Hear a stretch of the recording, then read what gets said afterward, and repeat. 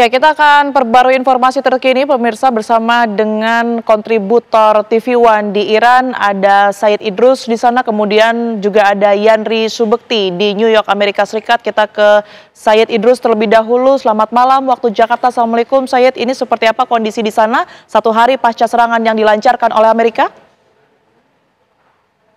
Ya, Waalaikumsalam warahmatullahi wabarakatuh. Selamat malam waktu Indonesia. Hari ini masuk di hari kedua ya setelah serangan Amerika ke Iran ke 3 titik di Fordo, di Natanz dan juga di Isfahan. Sampai saat ini keadaan masih terus memanas karena Israel pun masih tetap menyerang beberapa titik di kota Kerman dan juga kota Tehran. Di Kerman, satu rumah sakit porak-poranda akibat rudal yang dikirimkan oleh Israel, dan juga di Tehran, beberapa titik di kota Tehran juga menjadi sasaran dari rudal Israel. Menurut masyarakat Iran, mereka mengetahui bahwa bukan hal yang baru kalau Amerika ingin masuk dalam peperangan antara Iran dengan Israel. Karena pada hakikatnya, menurut masyarakat Iran dan juga pemerintah Iran, bahwa pada hakikatnya Iran sedang berperang lewat Amerika, akan tetapi dengan tangan Israel. Karena menurut mereka, karena menurut masyarakat Iran dan pemerintah Iran, apa yang digunakan oleh Israel dari jet tempur, rudal maupun peralatan-peralatan militer itu seluruhnya adalah milik Amerika dan diberikan oleh Amerika. Sehingga masyarakat mengatakan masuknya Amerika secara langsung ke Iran itu memang sudah diprediksi. Pada saat ini pemerintah juga mengatakan bahwa akan segera mengambil tindakan untuk serangan Amerika. Tindakan pasti akan diambil, hanya tinggal tunggu waktu dan seperti apa tindakan yang akan diambil oleh Iran kepada atas serangan Amerika. Keadaan masyarakat di Tehran maupun di Qum pasca serangan Amerika masih seperti biasanya, kehidupan masih normal walaupun kemarin masyarakat sempat turun ke jalan untuk mengecam apa yang dilakukan oleh Amerika, tapi pada hari ini masyarakat kembali hidup secara normal, tidak ada kekhawatiran sama sekali dari wajah masyarakat Iran.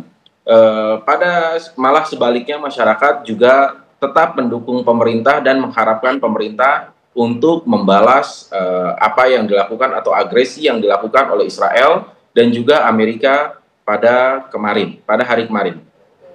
Idrus, berkaitan dengan warga negara Indonesia yang berada di Iran, ini apakah sudah seluruhnya dievakuasi begitu untuk keluar dari wilayah tersebut? Ya, dari 387 warga Indonesia yang ada di Iran, 97 orang telah dievakuasi, sisanya masih belum dievakuasi, tapi saya berhubungan dengan staf KBRI di Teheran, kemungkinan dalam waktu dekat ini 1-2 hari ke depan, evakuasi gelombang kedua akan segera dilakukan, karena mengingat intens serangan Israel dan juga saat ini Amerika juga telah memasuki medan perang secara langsung, sehingga keadaan di Iran akan terus memanas, sehingga pihak KBRI juga akan segera melakukan evakuasi gelombang kedua. Baik, terima kasih Said Idrus melaporkan dari Iran. Kita bergeser ke Yanri Subekti di New York, Amerika Serikat. Yanri, seperti apa respon masyarakat di sana berkaitan dengan kebijakan Trump yang kemarin telah melakukan serangan ke Iran? Tiara, situasi mungkin bisa saya gambarkan situasi mungkin sepanas cuaca hari ini ya di kota New York saat ini sekitar hampir 38 derajat, cukup panas karena pasca pengeboman di Iran yang dilakukan oleh pemerintahan Trump ini mengagetkan selain dunia internasional juga di kalangan warga Amerika Serikat maupun juga politisi. Sehari pasca penyerangan, yaitu tepatnya hari Minggu, di 15 kota di seluruh Amerika Serikat menggelar aksi protes, aksi demo anti perang. Termasuk salah satunya di kota New York yang dipusatkan di Times Square. Ratusan warga berkumpul di sana menyuarakan, meminta kepada pemerintah Trump untuk tidak ikut campur dalam perang Iran-Israel. Kemudian juga menuntut agar banyak yang keberatan penggunaan uang untuk perang, masih banyak kebutuhan ataupun yang perlu pendanaan di dalam negeri khususnya saat ini yang banyak sekali mengalami hambatan. Dan juga di kota-kota lain di Washington DC nanti juga akan dilakukan secara besar-besaran pada Sabtu pekan depan, dan juga di kota-kota lain San Francisco, Boston, Philadelphia, dan sejumlah kota besar yang di mana mereka juga mengutuk atas serangan Amerika terhadap Iran pada Sabtu yang lalu. Demikian juga di politisi ataupun di Senat di Amerika Serikat juga saat ini terbelah menjadi dua di antara yang mendukung dan yang mengutuk atas serangan tersebut. Dan beberapa hari ini atau mungkin mulai nanti mereka bersiap di antara sejumlah yang mengecam akan tindakan tersebut untuk berusaha mengabulkan rancangan undang-undang pembatasan kekuasaan presiden, termasuk salah satunya penggunaan militer. Dan juga nanti di PBB, demikian juga nanti Dewan Keamanan PBB menggelar pertemuan darurat membahas akan situasi di Timur Tengah yang semakin memanas, yang dikhawatirkan akan memicu gelombang perang yang lebih besar yang tentunya akan sangat berdampak terhadap stabilitas di kawasan Timur Tengah maupun secara global pada umumnya. Tiara.